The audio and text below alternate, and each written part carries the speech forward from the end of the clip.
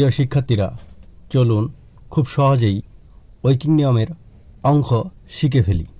তো চলো, আমি আজকে একটি অঙ্ক তোমাদের দেখিয়ে দিচ্ছি কিভাবে সহজেই ঐকিক নিয়মের অঙ্কগুলো আমরা করতে পারি।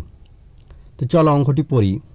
একটি কাজ ক 3 দিনে এবং খ 6 দিনে করতে পারে। ক ও খ একত্রে কাজটি কত দিনে করতে পারবে? আমাদের উত্তর বের করতে হবে। ক 5 দিনে, খ 4 দিনে, গ 3 দিনে, ঘ 2 দিনে।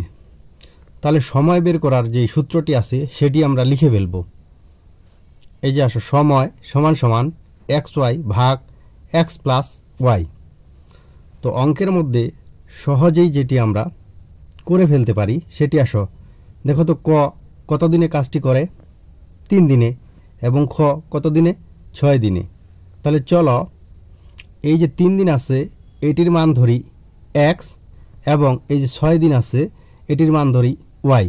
মানে ক যে 3 দিন আছে এখানে ধরবো এটাকে x, এবং খ 6 দিন যে আছে এটাকে ধরবো y। তো চলো সূত্রের মানটি বসিয়ে ফেলি। দেখো তো এখানে x সমান সমান কত? 3, এবং y সমান সমান কত? y সমান সমান হচ্ছে 6। x সমান সমান তো আমরা বললাম 3, এবং y সমান সমান 6।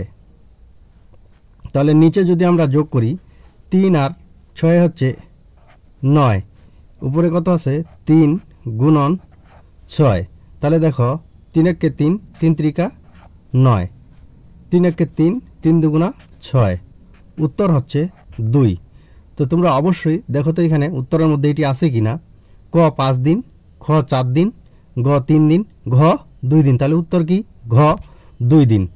তোমরা অবশ্যই বুঝে গেছো ঐকিক নিয়মের অঙ্ক কীভাবে করতে হয়। অতি সহজেই এই সূত্র প্রয়োগ করে আমরা ঐকিক নিয়মের অঙ্কগুলো করতে পারবো। সকলেই আমার ভিডিও দেখতে থাকুন।